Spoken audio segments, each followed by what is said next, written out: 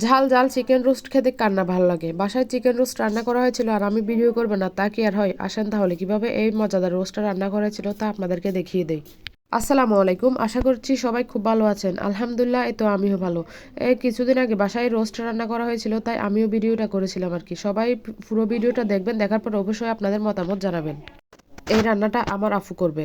তো আপু প্রথমে মাংসগুলো খুব ভালোভাবে পরিষ্কার করে ধুয়ে নিয়েছে। তারপর টক দই, মশলা, গুঁড়ামরিচ, হলুদ আর লবণটা স্কিপ হয়ে গিয়েছে এখানে।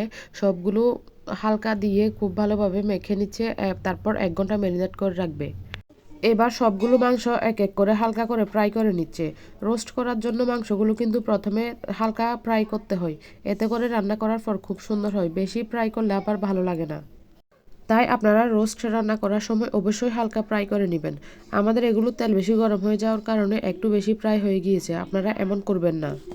আপনারা পুরো ভিডিওটা দেখার পর অবশ্যই কমেন্ট করে জানাবেন কেমন হয়েছে।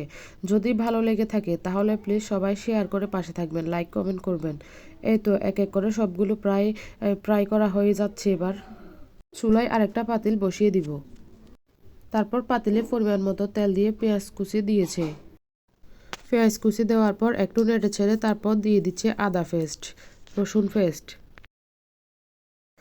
এরপর দিয়ে দিচ্ছে নারকেল আর বাদাম পেস্ট। তারপর দিয়ে দিচ্ছে রোস্টের প্যাকেট মশলা, পরিমাণ মতো লবণ, হলুদ, মরিচ ম্যারিনেট করার সময় দেওয়া হয়েছিল, তাই এখন একটু কমিয়ে দিচ্ছে। তারপর দিয়ে দিয়েছে ধনিয়া গুঁড়া, কাঁচামরিচ।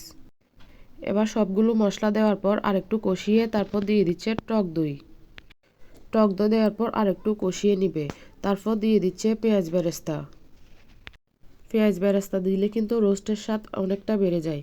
এখানে কিন্তু তেজপাতা, এলাচ, দারচিনিও দেওয়া হয়েছে। এবার সবগুলো খুব সুন্দরভাবে আরও কষিয়ে নিচ্ছে। আমার ভিডিওগুলো অনেক মানুষই পছন্দ করেন, খুব সুন্দর সুন্দর কমেন্ট করেন। আপনাদের সবগুলো কমেন্ট আমি পড়ি। আপনাদেরকে অনেক অনেক ধন্যবাদ জানাই। আপনাদের এই সুন্দর সুন্দর কমেন্টগুলোর জন্য ভিডিও করার জন্য আরও উৎসাহ পাই। এই তো এদিকে মশলাগুলো ভালোভাবে কষিয়ে নেওয়ার পর মাংসগুলো সব দিয়ে একটু উল্টে পাল্টে দিচ্ছে। এখানে কিন্তু একটু সাবধানে উল্টাতে হয়, কারণ অনেক সময় ভেঙে যেতে পারে। এজন্যই কিন্তু প্রথমে ফ্রাই করে নিতে হয়। ফ্রাই করে নিলে আর ভেঙে যাওয়ার চান্স থাকে না। এক একজনের এক একভাবে রোস্ট রান্না করে থাকে, সবার রান্নার ধরন কিন্তু আলাদা।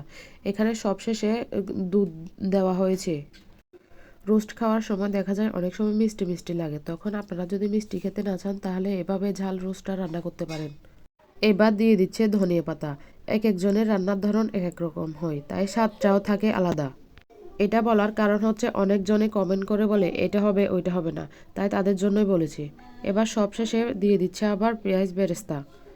এই তো হয়ে গেছে চিকেন রোস্ট। কেমন হয়েছে অবশ্যই সবাই জানাবেন।